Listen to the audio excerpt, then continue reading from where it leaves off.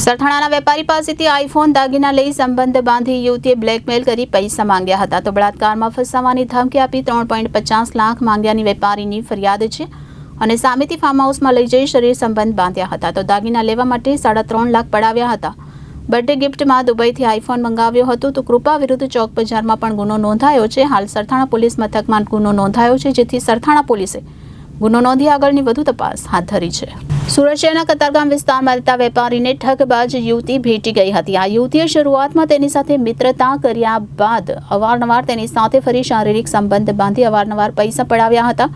જો કે ત્યારબાદ વેપારીને બ્લેકમેલ કરી તેની સાથે લગ્ન કરવા માટે દબાણ કર્યું હતું અને જો લગ્ન નહીં કરે તો બળાત્કારના કેસમાં ફસાવી દેવાની ધમકીઓ આપી હતી। તો સમાજમાં અને તેમના ઘરે બદનામ કરવાની ધમકીઓ આપી તેમની પાસેથી 3.50 લાખ રૂપિયાની માંગણી કરી હતી જેથી આખરે ભોગ બનનાર વેપારીએ સરથાણા પોલીસ મથકમાં ફરિયાદ નોંધાવતા પોલીસે કૃપા ડોબરિયા સામે હની ટ્રેપનો ગુનો દાખલ કરી વધુ તપાસ હાથ ધરી છે। તો સરથાણાના વેપારી પાસેથી આઈફોન દાગીના લઈ સંબંધ બાંધી યુવતીએ બ્લેકમેલ કરી પૈસા માંગ્યા હતા અને બળાત્કારમાં ફસાવાની ધમકી આપી 3.50 લાખ માંગ્યાની વેપારીની ફરિયાદ છે।